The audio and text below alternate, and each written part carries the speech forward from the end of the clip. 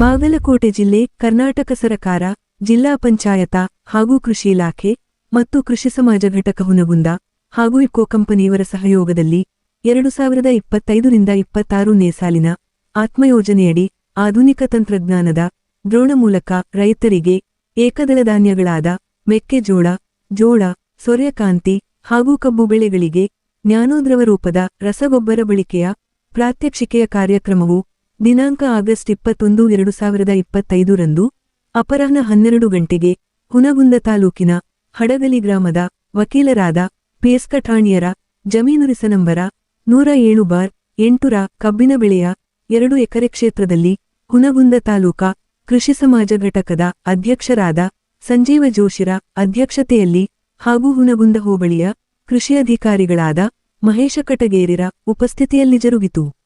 ಈ ಕಾರ್ಯಕ್ರಮೋದ್ದೇಶಿಸಿ ಕೃಷಿ ಅಧಿಕಾರಿ ಮಹೇಶರು ಹಾಗೂ ಇಕೋ ಸಂಸ್ಥೆಯ ಪ್ರತಿನಿಧಿ ಗುರುರಾಜ ಪಾಟೀಲರು ಜ್ಞಾನೋಯೂರಿಯಾ ಹಾಗೂ ಡ್ರೋಣ ತಂತ್ರಜ್ಞಾನದ ಬಳಕೆಯ ಪರ ಹಾಗೂ ಅಧ್ಯಕ್ಷ ಸಂಜೀವ ಜೋಶಿರು ಅಧ್ಯಕ್ಷೀಯ ಪರ ಮಾತನಾಡಿ, ನಿರಂತರವಾಗಿ ಹೆಚ್ಚು ಸಾರಜನಕಯುಕ್ತ ಹರಳು ರೂಪದ ಯೂರಿಯಾ ಗೊಬ್ಬರ ಬಳಕೆಯಿಂದ ಮಣ್ಣಿನಾರೋಗ್ಯದಲ್ಲಿ ಏರುಪೇರಾಗಿ ಮಣ್ಣಿನ ಸತ್ವ ಕಡಿತ, ಸವಕಳಿ, ಸಸ್ಯಗಳ ಪೋಷಕಾಂಶಗಳ ಕೊರತೆ, ಉಪಯುಕ್ತ ಮತ್ತು ಸೂಕ್ತ ಜೀವಿಗಳ ಚಟುವಟಿಕೆ ನಡೆಯದೆ ಪೋಷಕಾಂಶಗಳ ಅಸಮತೋಲನದಿಂದ ಸಸ್ಯಗಳ ಬೆಳವಣಿಗೆ ಮತ್ತು ಇಳುವರಿಯಲ್ಲಿ ಕುಂಠಿತಗೊಳ್ಳುವುದರ ಬಗ್ಗೆ ಪ್ರಸ್ತಾಪಿಸಿದರು. ನಂತರ ವಿಪರೀತ ಸಾರಜನಕಯುಕ್ತ ಗೊಬ್ಬರ ಬಳಕೆಯಿಂದ ಬೆಳೆದ ತರಕಾರಿ, ಹಣ್ಣುಗಳು, ಧಾನ್ಯಗಳಲ್ಲಿ ನೈಟ್ರೇಟ್ ಪದಾರ್ಥಗಳ ಅಂಶ ಹೆಚ್ಚಾಗಿ ದೀರ್ಘಾವಧಿಯಲ್ಲಿ ಬೆಳೆಗಳಿಗೆ ಕೀಟ ಮತ್ತು ರೋಗಬಾಧೆ ಹಾಗೂ ಸೇವನೆ ಮಾಡುವ ಮನುಷ್ಯನಿಗೆ ವಿಷಕಾರಿಯಾಗಿ ಹೊಟ್ಟೆನೋವು, ಅಜೀರ್ಣ, ವಾಂತಿ ಮತ್ತು ಆಹಾರದಲ್ಲಿ ನೈಟ್ರೇಟ್ ಪ್ರಮಾಣ ಹೆಚ್ಚಾದರೆ ಅವು ನೈಟ್ರೋಸಾಮೈನ್ಗಳಾಗಿ ಪರಿವರ್ತನೆಗೊಂಡು ಕ್ಯಾನ್ಸರ್ ಮತ್ತು ಶಿಶುಗಳಲ್ಲಿ ಬ್ಲೂಬೇಬಿ ಸಿಂಡ್ರೋಮ್ ಹಾಗೂ ರಕ್ತದಲ್ಲಿ ಆಮ್ಲಜನಕದ ಕೊರತೆ ಮತ್ತು ನೀರಿನ ಮೂಲಗಳಿಗೆ ಹರಿದು ಬಂದರೆ ಆರೋಗ್ಯದ ಮೇಲೆ ಹೇಗೆಲ್ಲ ದುಷ್ಟಪರಿಣಾಮ ಬೀರುತ್ತದೆ ಎಂಬುದರ ಬಗ್ಗೆ ಪ್ರಸ್ತಾಪಿಸಿದರು. ನಂತರ ಪರಿಸರ ದೃಷ್ಟಿಯಿಂದ ಅಂತರ್ಜಲದಲ್ಲಿ ಕಲಬೆರಿಕೆಯಾಗಿ ಜಲಮೂಲಗಳಾದ ಕೆರೆ, ಕುಂಟೆ, ನದಿಗಳಿಗೆ ಹೋಗಿ ಯೂಟ್ರೋಫಿಕೇಶನ್ ಅಂದರೆ ಪೋಷಕಾಂಶಗಳ ತೀವ್ರತೆಯಿಂದ ನೈಟ್ರಸಾಕ್ಸೈಡ್ನಂತಹ ಶಕ್ತಿಶಾಲಿ ಉಷ್ಣತೆ ಹೆಚ್ಚಾಗಿ ಅತಿಯಾದ ಬಿಸಿತಾಪಮಾನದಿಂದ ಹಸಿರುಮನೆ ಅನಿಲಗಳಾಗಿ ಪರಿವರ್ತನೆಗೊಂಡು ಹವಾಮಾನ ವೈಪರ್ಯತೆಗೂ ಕಾರಣವಾಗುವುದನ್ನು ಪ್ರಸ್ತಾಪಿಸಿದರು. ನಂತರ ಹರಳು ರೂಪದ ಗೊಬ್ಬರದ ಪರ್ಯಾಯವಾಗಿ ಸರಕಾರವು ಶಿಫಾರಸು ಮಾಡಿರುವ ಇಕೋ ಕಂಪನಿಯಿಂದ ತಯಾರಿಸಲ್ಪಟ್ಟ ಅಗತ್ಯ ಪ್ರಮಾಣದ ಸಾರಜನಕ ಮತ್ತು ಫಾಸ್ಫರಸ್, ಪೊಟ್ಯಾಷಿಯಂ ಸೇರಿ ಮುಖ್ಯ ಪೋಷಕಾಂಶಗಳೊಂದಿಗೆ ಸಾವಯವ ಮತ್ತು ಜೈವಿಕ ಗೊಬ್ಬರಗಳನ್ನು ಪರ್ಯಾಯವಾಗಿ ಪ್ರತಿ ಲೀಟರ್ ನೀರಿಗೆ 4 ml ದ್ರವರೂಪವನ್ನು ಬಳಸುವಿಕೆ ಹಾಗೂ ಹೆಚ್ಚು ಜಮೀನು ಉಳ್ಳ ರೈತರು ಎಕರೆಗೆ 400 ರೂಪಾಯಿಗಳ ದರದಲ್ಲಿ ಬಾಡಿಗೆ ರೂಪದಲ್ಲಿ ಡ್ರೋಣ ತಂತ್ರಜ್ಞಾನದ ಸಹಾಯದಿಂದ 10 ಲೀಟರ್ ಸಾಮರ್ಥ್ಯವುಳ್ಳ ಕ್ಯಾನಿಗೆ ಅರ್ಧ ಲೀಟರ್ ನ್ಯಾನೋ ಗೊಬ್ಬರ ಬೆರೆಸುವ ಬಗ್ಗೆ ಮಾಹಿತಿ ನೀಡುತ್ತಾ ಪ್ರಾತ್ಯಕ್ಷಿಕೆ ನಡೆಸಿದರು. ಏತನ್ಮಧ್ಯೆ ಮಾಧ್ಯಮ ಪ್ರತಿನಿಧಿಗಳು ನ್ಯಾನೋ ತಂತ್ರಜ್ಞಾನವು ರೈತರ ಸದ್ಬಳಕೆಗೆ ಪೂರಕವಾಗುವ ನಿಟ್ಟಿನಲ್ಲಿ ಕೇಳಲಾದ ಪ್ರಶ್ನೆಗಳಿಗೆ ಉತ್ತರಿಸಿದರು. ಈ ಒಂದು ಕಾರ್ಯಕ್ರಮವನ್ನು ಖಾಸಗಿ ಅನುದಾನರಹಿತ ಶ್ರೀಗುರುರಾಜಪೂರ್ವ ಹಾಗೂ ಹಿರಿಯ ಪ್ರಾಥಮಿಕ ಮತ್ತು ಆಂಗ್ಲ ಮಾಧ್ಯಮ ಕಿರಿಯ ಪ್ರಾಥಮಿಕ ಶಾಲೆ ಹುನಗುಂದದ 6 ಮತ್ತು 7ನೇ ತರಗತಿಯ ವಿದ್ಯಾರ್ಥಿಗಳು ವೀಕ್ಷಿಸಿ ಮಾಹಿತಿ ಪಡೆದರು. ನಂತರ ಕೃಷಿ ಕುಟುಂಬ ಹಿನ್ನೆಲೆ ಉಳ್ಳ ವಿದ್ಯಾರ್ಥಿಗಳು ಪಡೆದ ಮಾಹಿತಿಯನ್ನು ಕುಟುಂಬದವರಿಗೆ ಮನವರಿಕೆ ಮಾಡುವಂತೆ ಮಾರ್ಗದರ್ಶನ ಮಾಡಿದರು. ಈ ಕಾರ್ಯಕ್ರಮದಲ್ಲಿ ಕೃಷಿ ಸಮಾಜ ಘಟಕ ಹುನಗುಂದದ ನಿರ್ದೇಶಕರಾದ ಕೃಷ್ಣ ಜಾಲಿಹಾಳ, ಸೋಮಶೇಖರ ಗೌಡ ಪೈಲ್, ಮಹಾಂತೇಶ ಮಲ್ಗಿಹಾಳ, ರೈತ ಮುಖಂಡರಾದ ಬಸನಗೌಡ ದಾದ್ಮಿ ಹಾಗೂ ಹಡಗಲಿ ಗ್ರಾಮದ ರೈತರು, ವಿದ್ಯಾರ್ಥಿಗಳು, ಕೃಷಿ ಚಟುವಟಿಕೆ ಸಂಯೋಜಕರಾದ ಎಡಿಸಜ್ಜನರು ಉಪಸ್ಥಿತರಿದ್ದರು. Lokanayaka Kannada news bureau report Hadagali.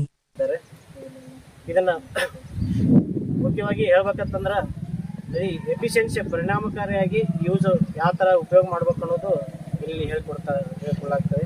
ಮುಖ್ಯವಾಗಿ ಈಗ ಏಕದಳ ಧಾನ್ಯಗಳು ಯಾವಪ್ಪ ಅಂತಂದ್ರೆ ಮೆಕ್ಕೆಜೋಳ ಆಗಬಹುದು, ಸೂರ್ಯಕಾಂತಿ ಆಗ್ಬೋದು ಮತ್ತು ಜೋಳ, ಕಬ್ಬು ಈ ಎಲ್ಲ ಬೆಳೆಗಳಿಗೆ ಯಥೇಚ್ಛವಾಗಿ ನಾವು ಸಾರಜನಕ ಬೇಕಾಗ್ತದೆ. ಈ ಸಾರಜನಕವನ್ನು ನಾವು ಕೊಡ್ಬೇಕಂತಂದ್ರೆ ನಾವು ನ್ಯಾನೋ ಯೂರಿಯಾದಿಂದ ಇದನ್ನು ಕೊಡ್ಬೇಕಂತ ಹೇಳ್ತಾ ಇದ್ದೀವಿ.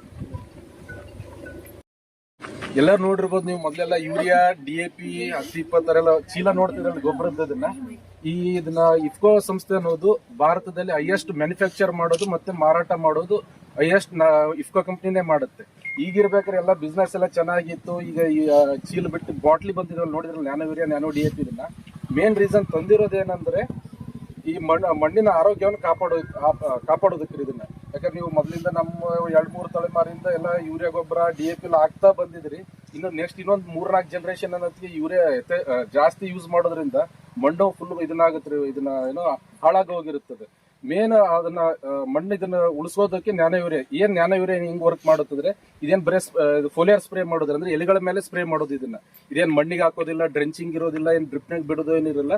ಸೊ ಇದ್ರ ಹಾಕೋದ್ರಿಂದ ಏನಾಯ್ತು, ಎಲೆಗಳ ಮೇಲೆ ಸಿಂಪಡಣೆ ಏನ್ ಬೀಳುತ್ತಲ್ಲ ಅದನ್ನ ಸ್ಪ್ರೇ ಮಾಡೋದಲ್ಲಿ ಎಲೆಗಳ ಮುಖಾಂತರ ಏನ್ ನ್ಯಾನೋ ಯೂರಿಯಾ ಹಾಕಿದ್ರೆ ಏನ್ ನೈಟ್ರೋಜನ್ ಏನ್ ಬೇಕಾಗುತ್ತಲ್ಲ ಅದೆಲ್ಲ ಸಪ್ಲೈ ಆಗುತ್ತೆ. ಇದನ್ನ ಮೇನ್ ಇದನ್ನ ನ್ಯಾನೋ ಯೂರಿಯಾದ್ದು ಇನ್ನೊಂದು ಅಡ್ವಾಂಟೇಜ್ ಏನಂದ್ರೆ, ನೀವು ಚೀಲ ಆದ್ರೆ ಒತ್ಕೊಂಡು ಹೋಗ್ಬೇಕು, ಇಲ್ಲ ಆಟೋ ಮಾಡ್ಕೊಂಡು ಹೋಗ್ಬೋದು. ಇದಾದ್ರೆ ಒಂದು ಬಾಟ್ಲ್ ಇಟ್ಕೊಂಡು ಹೋಗ್ಬೋದು ನೀವು ಇದನ್ನ ಬ್ಯಾಗ್ ಅಲ್ಲಿ. ಇದನ್ನ ಟ್ರಾನ್ಸ್ಪೋರ್ಟೇಷನ್ ಇಕ್ವಲೆಂಟ್ ಅಂದ್ರೆ ನೀವು ಒಂದು 45 kg ಬ್ಯಾಗ್ ಯೂರಿಯಾ ಇರುತ್ತಲ್ರಿ, ಅದ್ರ ಇಕ್ವಲೆಂಟ್ ಇದನ್ನ. ಇದು ನ್ಯಾನೋ DAP ಅಂತೇಳಿ ಒಂದು 50 kg ಬ್ಯಾಗ್ ಏನ್ DAP ಇರುತ್ತಲ್ಲ, ಅದು ಏನು ನೈಟ್ರೋಜನ್ ಇರ್ಬೋದು, ಫಾಸ್ಫರಸ್ ಇರ್ಬೋದು, ಏನ್ ಸಪ್ಲೈ ಕೊಡುತ್ತಲ್ಲ ಇದನ್ನ, ಇದು ಸೇಮ್ ಅದೇ ತರ ನೈಟ್ರೋಜನ್ 18% ಮತ್ತು ಫಾಸ್ಫರಸ್ 46% ಅಷ್ಟೇ ಸಪ್ಲೈ ಕೊಡುತ್ತೆ. ಇದನ್ನ ಸಸಿಗಳಿಗೆ ಏನ್ ಬೇಕಂತಲ್ಲ ಅದರ 2 ಪೋಷಕಾಂಶಗಳು ಒದಗಿಸುತ್ತೆ. ಮತ್ತೆ ಈ nano urea, nano fertilizer advantages ಅಂದ್ರೆ ಒಂದು ಟ್ರಾನ್ಸ್ಪೋರ್ಟೇಷನ್ ಕಾಸ್ಟ್ ಉಳಿತೈತ್ರಿ ಗೌರ್ಮೆಂಟ್ಗೆ ಇದನ್ನ. ಮತ್ತೆ ಇದನ್ನ ರೈತರು ಯಾವಾಗ ಬೇಕು ಯೂಸ್ ಮಾಡ್ಬೋದು. ಅಂದ್ರೆ ಈಗ ಏನಾಗುತ್ತೆ, ಯೂರಿಯಾ ನೋಡ್ರಿ ಈಗ ಡಿಮ್ಯಾಂಡ್ ಬಹಳ ಐತ್ರಿ, ಸಪ್ಲೈ ಕಡಿಮೆ ಇದೆ. ಆ ಟೈಮಲ್ಲಿ ಇದನ್ನ ಯೂರಿಯಾ ನಿಮ್ಗೆ ಎಲ್ಲರಿಗೂ ಅವೈಲೇಬಲ್ ಆಗಲ್ಲ. ಬಟ್ ಈ ನ್ಯಾನೋ ಯೂರಿಯಾ, ನ್ಯಾನೋ DAP ನಿಮ್ಗೆ ಯಾವಾಗಲೂ ವರ್ಷದ 12 months ಅವೈಲೇಬಲ್ ಇರುತ್ತೆ ಇದನ್ನ. ಇನ್ನೊಂದು ನೀವು ಯೂರಿಯಾ ಇದನ್ನ ಯೂಸ್ ಮಾಡ್ತಿರಲ್ಲ, ಒಂದು ಬ್ಯಾಗ್ ಯೂರಿಯಾ ಕಾಸ್ಟ್ ಎಷ್ಟಿರ್ಬೋದು ಹೇಳಿ? 766 ರೂಪಾಯಿ 50 ಪೈಸೆ ಇದನ್ನ. ಇದು ರೈತರು ಕೊಡ್ತಕ್ಕಂಥದ್ದು. ಬಟ್ ಒಂದು ಬ್ಯಾಗ್ ಯೂರಿಯಾ ತಯಾರು ಮಾಡಬೇಕಾದ್ರೆ 2100 ರೂಪಾಯಿ ಖರ್ಚು ಬರುತ್ತೆ. ಇದನ್ನ ನೀವು 766 ರೂಪಾಯಿ ಕೊಡ್ತಾರೆ. ರಿಮೈನಿಂಗ್ ಎಲ್ಲ ಯಾರು ಕೊಡ್ತಾರೆ? ಸರ್ಕಾರದವ್ರು ಕಂಪ್ನಿಗಳಿಗೆ ಕೊಡ್ತಾರೆ ಸಬ್ಸಿಡಿ ಮುಖಾಂತರ. ಅಲ್ಲಿ ಅಂದ್ರೆ ಒಂದು ಬ್ಯಾಗಿಗೆ ಸುಮಾರು 1700 ರಿಂದ 1800 ರೂಪಾಯಿ ಸಬ್ಸಿಡಿ ಕೊಡ್ತಾರೆ ಇದನ್ನ. ಅದರಂತದ್ದು ಆಲ್ ಓವರ್ ನಮ್ಮ ಭಾರತದಲ್ಲಿ ಎಷ್ಟು ಗೊಬ್ಬರ ಇದಾಗುತ್ತೆ ಯೂರಿಯಾದನ್ನ ಸುಮಾರು 1 ಕೋಟಿ 170 crores ಇಷ್ಟೆಲ್ಲ ಇದನ್ನ ಸಬ್ಸಿಡಿ ಕೊಡ್ತಾರಲ್ರಿ. ಇದೆಲ್ಲ ನ್ಯಾನೋ ಯೂರಿಯಾಕ್ಕೆ ಇದಕ್ಕೆ ಯಾವುದಕ್ಕೂ ಸಬ್ಸಿಡಿ ಇರೋದಿಲ್ರಿ. ಇದನ್ನ ಕೊಡಕ್ಕೆ ಸ್ಪ್ರೇಯಿಂಗ್ ಮಾಡಕ್ ಕಷ್ಟ ಆಗುತ್ತೆ ರೈತರಿಗೆ ಇದನ್ನ. ಯಾಕಂದ್ರೆ ಲೇಬರ್ ಸಿಗೋದು ಕಷ್ಟ. ಇದನ್ನ ಇವಾಗ ನಾವು ಇದ್ರ ಮೇಲೆ ಫೋಕಸ್ ಮಾಡ್ಬೇಕಾದ್ರೆ ಇದನ್ನ ಸ್ಪ್ರೇಯಿಂಗ್ ಬಹಳ ಪ್ರಾಬ್ಲಮ್ ಬರಕತ್ತು. ಹಂಗಾಗ್ಬಿಟ್ಟು ಏನಾಯ್ತು, ನಮ್ಮ ಇಸ್ಕೋ ಕಂಪ್ನಿಯಿಂದ ಡ್ರೋನ್ ಅನ್ನು ಕೊಟ್ಟಿದ್ದೀವಿ. ಇದನ್ನ ಈ ಪೈಲಟ್ ಸ್ಟಡಿ ಮಾತ್ರ ಇದೆ. ಇದು ಇನ್ನು ನೆಕ್ಸ್ಟ್ ಇದರಲ್ಲಿ ಇನ್ನೂ ಜಾಸ್ತಿನೇ ಬರ್ತವೆ. ಎಲ್ಲ ತಾಲೂಕು ಹುಬ್ಳಿ ಲೆವೆಲ್ಗೂ ಬರೋ ಸ್ಕೀಮ್ ಅಲ್ಲಿ ಇದಾವೆ.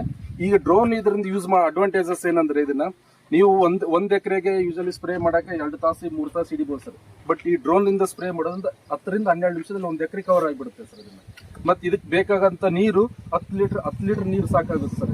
ನೀವು ನಾರ್ಮಲ್ ಸ್ಪ್ರೇ ಮಾಡೋಕೆ 150 ರಿಂದ 200 ಲೀಟರ್ ನೀರು ಬೇಕಾಗುತ್ತೆ ಇದನ್ನ. ಮತ್ತೆ ಇದಕ್ಕೆ 1 ಎಕರೆಗೆ ಡ್ರೋನ್ ಇಂದ ಸ್ಪ್ರೇ ಮಾಡೋದಕ್ಕೆ ಚಾರ್ಜಸ್ 400 ರೂಪೀಸ್ ಫಿಕ್ಸ್ ಮಾಡಿದ್ವಿ. ಇನ್ನೂ ಮುಂದೆ ಬಂದು ಕಡಿಮೆನೂ ಆಗ್ಬೋದು. ಅದನ್ನ ಯಾವ ನೀರು 10 ಲೀಟರ್ 1 ಲೀಟರ್ ಔಷಧ ಇದೆ. ಔಷಧ ಹೌದು. 1 ಎಕರೆಗೆ ಏನು ಔಷಧ? 100 ml. ನೀವು ನಾರ್ಮಲ್ ಮ್ಯಾನುವಲ್ ಸ್ಪ್ರೇ ಅಂದ್ರೆ 200 ಲೀಟರ್ ಬ್ಯಾರಲ್ಗೆ ಹಾಕ್ತಿರಲ್ರಿ, ಅಷ್ಟೇ ಕ್ವಾಂಟಿಟಿ ಔಷಧ ಇದಕ್ಕೆ ಹಾಕ್ಬಿಡೋದ್ರಿ. 1 ಲೀಟರ್ಗೆ 100 ml. ಒಂದು ನ್ಯಾನೋ ಯೂರಿಯಾ, ಒಂದು ನ್ಯಾನೋ DAP ಹಾಕ್ತೀವಿ ಸರ್. ಹಾ ಸರ್, ಫುಲ್ ಇದೆ.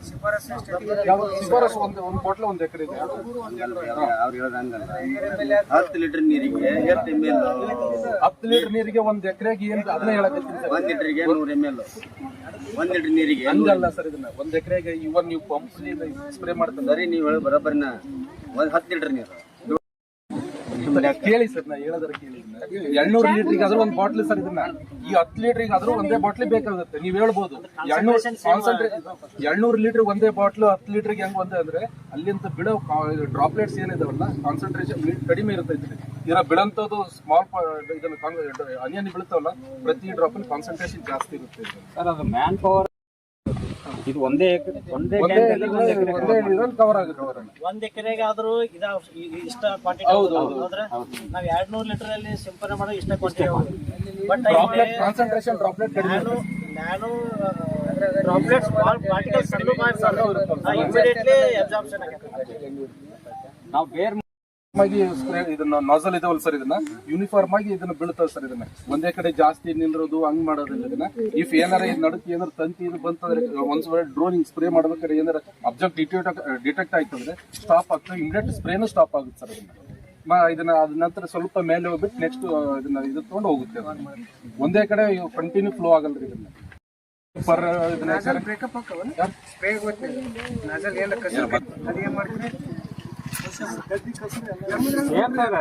ಸೇಮ್ ನೀವೇನ್ ಮಾಡ್ತಿರಲ್ಲ ಅದನ್ನ ಯೂಸ್ ಮಾಡ್ತೀರಿ ಮ್ಯಾಕ್ಸಿಮಮ್.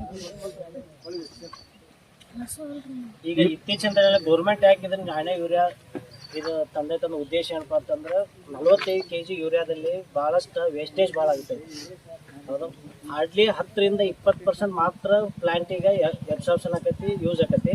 ಇನ್ನು ಉಳಿದ 70% 80% ಸೀಪೇಜ್ ಆಗಿ ನೀರಿನ ಮುಖಾಂತರ ಆಗಿ ಅಲ್ಲಿದಲ್ಲೇ ವೇಸ್ಟ್ ಆಗಿ ಹೋಗತ್ತೆ. ಇದರಿಂದ ನಮ್ಮ ಕಾಸ್ಟ್ ಆಫ್ ಕಲ್ಟಿವೇಶನ್ ಅಥವಾ ಇನ್ನಿತರ ಕಾಸ್ಟ್ ಏನೈತಿ ಭಾಳ ಹೆಚ್ಚಾಗತ್ತೆ. ಅದಕ್ಕೆ ನ್ಯಾನೋ ಯೂರಿಯಾ ಯೂಸ್ ಮಾಡೋದ್ರಿಂದ ಇದ್ರ ಎಫಿಷಿಯನ್ಸಿ, ಇದ್ರ ಪರಿಣಾಮಕಾರಿ ಎಷ್ಟಾಗ್ತದೆ 70% 85% ಪರಿಣಾಮಕಾರಿಯಾಗಿ ಪ್ಲಾಂಟ್ಸಿಗೆ ಯೂಸ್ ಆಗುತ್ತೆ. ಈಲ್ಡ್ ಕೂಡ ನಿರೀಕ್ಷೆಗೆ ತಕ್ಕಂತೆ ಈಲ್ಡ್ ಕೂಡ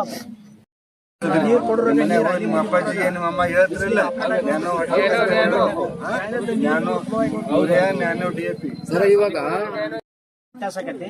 ಅದೇ ತರನಾಗಿ ಮಣ್ಣಿನ ಆರೋಗ್ಯದ ಕೂಡ ಹೆಚ್ಚಾಗೈತಿ. ಮಣ್ಣಿನ ಸಾರ ಏನೈತಿ ಬದಲಾವಣೆ ಆಗೈತಿ.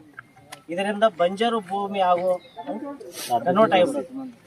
ಎಕರೆ 400 ರೂಪಾಯಿ ಇದೆ ಸರ್. ಇದನ್ನ ಈ ಸ್ಟೂಡೆಂಟ್ಸ್ ಗೆಲ್ಲ ಏನಂದ್ರೆ ಮುಂದೆ ನೀವು ಯಾವ್ದೇ ಡಿಗ್ರಿ ಮಾಡಿ ಮುಗಿದ್ಮೇಲೆ ಇದರಿಂದ ಡ್ರೋನ್ ಎಂಟರ್ಪ್ರಿನರ್ ಆಗೋದ್ರಿಂದ ನಿಮ್ಗೂ ಫೈನಾನ್ಷಿಯಲಿ ಅಪರ್ಚುನಿಟಿ ಇದೆ ಇದರಿಂದ. ಯಾಕಂದ್ರೆ ನೀವು ಡ್ರೋನ್ ಯಾವ್ದಾರ ಕಂಪ್ನಿಯಿಂದ ಕೊಂಡ್ರೋಕೆ ಕೊಡ್ಲಿಲ್ಲ, ನೀವು ಓನ್ ಪರ್ಚೇಸ್ ಮಾಡಿದ್ರು ಒಂದ್ ದಿನಕ್ಕೆ 20 ಎಕರೆ ಅಂತೂ ಸ್ಪ್ರೇ ಮಾಡಬಹುದು ಬ್ಯಾಟ್ರಿ ತಗೊಂಡಿದ್ದನ್ನ. 1 ಎಕರೆಗೆ 400 ರೂಪಾಯಿ ಅಂದ್ರೆ 20 ಎಕರೆಗೆ ಎಷ್ಟಾಯ್ತು ನಿಮಗೆ? ವಾರದಲ್ಲಿ 7 ದಿನ ಜಾಬ್ ಹಂಗೆ 7 ದಿನ ವರ್ಕ್ ಮಾಡೋದು ಬೇಡ್ರಿ, 5 ದಿನ ಇಟ್ಕೊಳ್ರಿ. ಇದನ್ನ 5 ದಿನ ಮಾಡಿದ್ರೆ ಎಷ್ಟಾಗುತ್ತೆ ನೀವು ಅರ್ನ್ ಮಾಡಬಹುದು ಇದರಲ್ಲಿ ಸರ್. ಒಂದ್ ತಿಂಗಳಲ್ಲಿ 20 ದಿನ. ಒಂದ್ ನಿಮಿಷ ಸರ್, ಈಗ ಔಷಧಿ ಹೇಳಿದಿರಲ್ಲ, ಎಲ್ಲ ಬರೀ ಅಂಗಡಿಯಾಗ ಅಷ್ಟೇ ಮಾರಾಟ ಐತೆ ಏನೋ ಇಲ್ಲ ರೈತ ಸಂಪರ್ಕ ಕೇಂದ್ರದಾಗ ಅವಕಾಶ ಐತ್ರಿ? ರೈತ ಇದರಲ್ಲಿ ಆರೈಕೆದಾಗನು ಐತೆ. ಈಗ ಈ ಬಳಕೆ ಮಾಡ್ಕೋಬೇಕಂತಂದ್ರೆ ಬರೀ ಇದು ನೀವು ಬಾಡಿಗೆ ರೂಪದಾಗ ಏನ ಇದು ಕಂಪನಿಯಿಂದ ಅಷ್ಟಾಯ್ತು ಏನೋ ಆಫೀಸ್ ವತಿಯಿಂದನು ಇದು ಸೌಲಭ್ಯ ವತಿಯಿಂದ ಸರ್? ಇದನ್ನ ಈ ಪ್ರೆಸೆಂಟ್ ಇರೋದು ಈಗ 4 ತೋಟದಾಗ ಐತಿ ಸರ್. ಇದನ್ನ ಈ ನಮ್ಮ ಬಾಗಲಕೋಟೆಯಲ್ಲಿ ಇರೋದು, ಮುಳಗೆರೆಯಲ್ಲಿ ಇದೆ, ಮುಧೋಳದಲ್ಲಿದೆ, ಜಮಖಂಡಿಯಲ್ಲಿದೆ, ಮಾಲಿಂಗಪುರದಲ್ಲಿದೆ. ನಾವು 5 ಕೊಟ್ಟಿದ್ದೀವಿ. ಎಲ್ಲಾ ರೈತರಿಗೂ ಅವೈಲೇಬಲ್ ಇಲ್ಲ. ನೀವು ಈಗ ಡ್ರೋನ್ ಬಳಕೆ ಕೇವಲ ನೀವು ಕಂಪನಿಯವ್ರಿಗೆ ಕೊಟ್ರೆ, ರೈತರಿಗೂ ಇದ್ರ ತರಬೇತಿ ಕೊಟ್ರೆ ಸ್ವಲ್ಪ ಅನುಕೂಲ ಆಗುದಿಲ್ಲೇನ್ರಿ? ರೈತರು ತರಬೇತಿ ಕೊಟ್ರೆ ಡ್ರೋನ್ ತಗೋಬೇಕಲ್ಲ ಸರ್? ಅಲ್ಲ, ಎಷ್ಟು ಇದು ಬೆಲೆ ಎಷ್ಟು ಸರ್? ಬೆಲೆ ಹೇಳದಲ್ಲ, ಇದು ಈ ಡ್ರೋನ್ ಬೆಲೆ 7 ಲಕ್ಷ ರೂಪಾಯಿ ಇದನ್ನ. ಬರೀ ಡ್ರೋನ್ ತಗೊಂಡ್ರಲ್ಲ, ಡ್ರೋನ್ ಜೊತೆ ಬ್ಯಾಟ್ರಿ ಕಾಸ್ಟ್ ಜಾಸ್ತಿ ಆಗುತ್ತೆ ನಿಮ್ಗೆ. ಒಂದ್ ಸೆಟ್ ಬ್ಯಾಟ್ರಿ ಕಾಸ್ಟ್ 1.5 ಎಕರೆಯಿಂದ 2 ಎಕರೆ ಅಂತ ತಿಳ್ಕೊಳ್ರಿ, 60,000 ರೂಪಾಯಿ ಇದೆ. ಇಂಥವು ಏನಿಲ್ಲ ಅಂದ್ರೆ ಒಂದು 10 ಸೆಟ್ ಬ್ಯಾಟ್ರಿ ಆದ್ರೂ ಬೇಕು ನಿಮ್ಗೆ. ಇದನ್ನ 6 ಲಕ್ಷ ರೂಪಾಯಿ ಆಯ್ತು. ಒಂದ್ ಬ್ಯಾಟ್ರಿಗೆ ಎಷ್ಟು ಬೆಲೆ ಬಾಳುತ್ತೆ? 60,000 ರೂಪಾಯಿ, 50ರಿಂದ 60,000 ರೂಪಾಯಿ ಕಂಪ್ನಿ ಮೇಲೆ ಡಿಪೆಂಡ್. ಈಗ ಅಲ್ಲ ಸರ್, ಈಗ ಮತ್ತೆ ಇದರಿಂದ ಸಬ್ಸಿಡಿ ಏನಾರ ಇಲ್ಲನ್ರಿ ರೈತರು ತಗೊಳಕ? ಗೌರ್ಮೆಂಟ್ ಪ್ರೆಸೆಂಟ್ ಇಲ್ರಿ. ಈಗ ಮತ್ತೆ ಎಲ್ಲರಿಗೂ ಸದ್ಬಳಕೆ ಮಾಡ್ಕೋಬೇಕಾದ್ರೆ ಮತ್ತೆ ಇದಕ್ಕೂ ಏನಾರ ಒಂದು ಯೋಜನೆ ತರಬೇಕಲ್ರಿ ಸರ್ಕಾರ? ಗೌರ್ಮೆಂಟ್ ಇದು ಯಾವ್ದೇ ಇದೆ ಅಂತಲ್ರಿ, ನಮ್ ಕಂಪ್ನಿ ವತಿಯಿಂದ ಈಗ ಈ ಕಂಪನಿ ನೀವು ಪ್ರಚಾರಕ್ಕೆ ಬಂದ್ರೆ ಹೆಂಗಿದು ಪ್ರಚಾರಕ್ಕೆ ಅಂದ್ರೆ ಕುಳಿಗೇರಿದ ಮೇಂಟೆನೆನ್ಸ್ ಇದ್ದದಕ್ಕೆ ನಾವು 4 ತೋಡಿಂದ ನೀವು ಕಂಪನಿ ಒಳಗೆ ನೀವೇನಾದ್ರಿ ಸರ್? ನಾವು ಈ ಆರೋಗ್ಯದಿಂದ ಮತ್ತು ಪರಿಸರ ಪರಿಣಾಮ ಬೀರುತ್ತೆ. ಇದರ ಸಲುವಾಗಿ ನ್ಯಾನೋ ಯೂರಿಯಾ ಎಲ್ಲರಿಗೆ ಪ್ರಚಾರ ಮಾಡಿ ಇಲ್ರಿ, ಅದು ಪ್ರಚಾರ ಆಗ್ತೈತಿ, ಅದು ಒಪ್ಕೊಂತೀವ್ರಿ. ತರಬೇತಿ ಕೊಡ್ಬೇಕಲ್ಲ ಅನ್ನೋದು ನಮ್ದು. ಈ ಸದ್ಯದ ಮಟ್ಟಿಗೆ ಇದಕ್ಕೆ ಸಬ್ಸಿಡಿ ಅಂತೂ ಇಲ್ಲ ಸರ್. ಈಗ ಕಡಿಮೆ ಬೆಲೆ ಐತೆ ಅಂತಾರ, ಅದ್ರ ಉಪಯೋಗ ಆಗ್ಬೇಕಲ್ಲ. ನೀವು ಅವ್ರು ಹೇಳ್ದಂಗ ಈಗ ಸರ್ಕಾರ ಅಷ್ಟೊಂದು ದುಡ್ಡು ಕೊಡ್ತೈತೆ ಅಂತಾರ, ಅದೇ ದುಡ್ಡಿನಾಗ ಇವ್ರಿಗೆ ಇದು ಮಾಡಕ್ ಅವಕಾಶ ಇರ್ತಿತ್ತಲ್ರಿ? ಹೌದಲ್ರಿ? ತಿಳಿಸ್ತೀವಿ ಸರ್. 1 ಎಕರೆ ಹೊಡೆದ ಒಂದು ಬ್ಯಾಟ್ರಿ 2 ಎಕರೆ ಬರುತ್ತೆ. ಚಾರ್ಜ್ ಆಗುತ್ತೆ 45 ನಿಮಿಷ ಬೇಕಾಗುತ್ತೆ. ಅದಕ್ಕೆಲ್ಲ ಈಗ ಚಾರ್ಜ್ ಇಟ್ಮೇಲೆ ನೆಕ್ಸ್ಟ್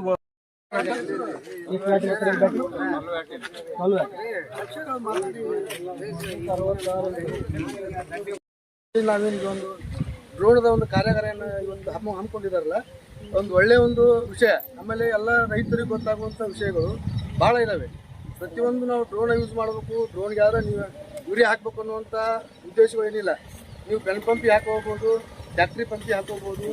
ಅದನ್ನ ಒಂದು ಕೆಲವಷ್ಟು ಮಾಹಿತಿಗಳನ್ನ ನಮ್ಮ ಕೃಷಿ ಅಧಿಕಾರಿ ಕೇಳ್ಕೊಂಡು ಹಾಕೊಂಡ್ರೆ ಒಂದು ಒಳ್ಳೆ ರೀತಿಯಿಂದ ಅದು ಆಗುತ್ತೆ ಅಂತ ನನ್ನ ವಿಚಾರ. ಎರಡ ಸಲ ಡಿಸ್ಟೆನ್ಸ್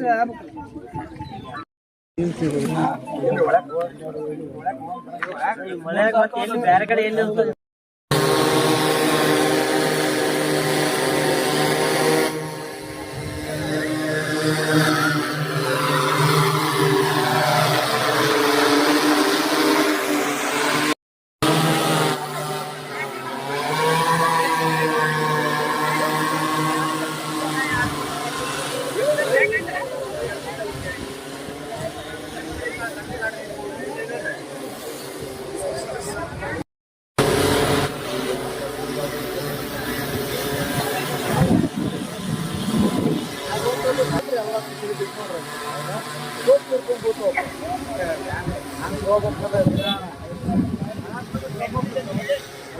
ಪರವಾಗಿಲ್ಲ